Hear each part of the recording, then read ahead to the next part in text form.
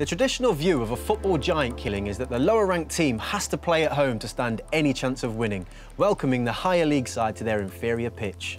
We want to test that theory and see just how much of an impact bad pitches have. For that, we're having the ultimate game of two halves. We're in South East London where two mismatched teams will go head-to-head. The red team are semi-professionals, known for their technical skill and stamina. The blue team are lower quality amateurs and should struggle against the far superior reds. In this experiment, we'll be kicking off on this beautiful, pristine surface. Here we go, Jez. A little bit of rain on the surface makes the game go a bit quicker.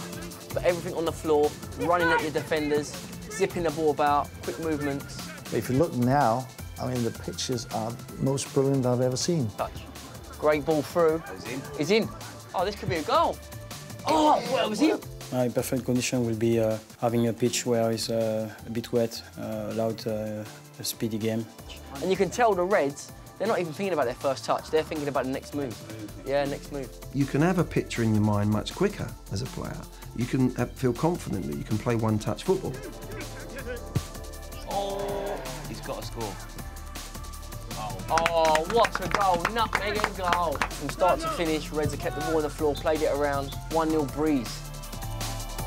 While the teams are back in their changing rooms for their half-time team talk, it's time for a change of location and a quick F2 makeover.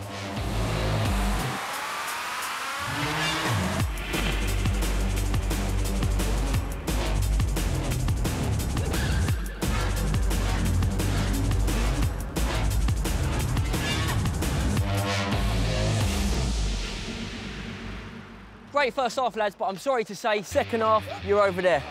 Sorry. You're at the back. Let's see if a poor pitch levels the playing field. Let's go, lads, on a terrible pitch. Yeah, they're all over the place. Obviously, if you're running and if you're a dribbler, you will be struggling a little bit more than if you're just a passer. Bad pitches can make good players look bad. Just miss time because of the pitch. You can't expect to score goals after playing 20 quick passes up the pitch because somewhere along the way, one of those passes is going to take a bobble and you have to adjust your approach. It's going to be a goal. Goal! 1-1. I'm not sure there's anything you can do tactically to mitigate a bad surface because if you say, OK, we're going to play really long, it might not be beneficial because you have a small centre forward or you're all about midfield and you're bypassing your own players. Oh. The Blues seem to be responding better to the worst pitch. The game has been totally different from the first half.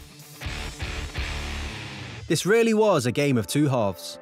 On the good surface, the Reds dominated the Blues on every metric. But in the second half, the poor pitch tipped the balance, with the amateur Blues beating the semi-pro Reds on possession and pass completion, and levelling the match at 1-1. What I will say is the quad bikes done their job. It was an evener, weren't it? It was. The old FA Cup third round. Why were there so many upsets? You get drawn away down in whatever team it is, where that pitch is going to be, absolutely atrocious at that stage of the season, and that's why you got a lot of the knockouts that you did.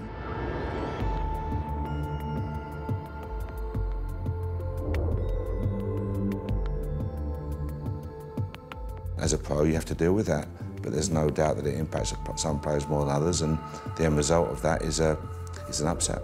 Groundsman ain't going to be happy with you, mate. Tell you what, though, good experiment. And we have learnt that bad pitches evens things up.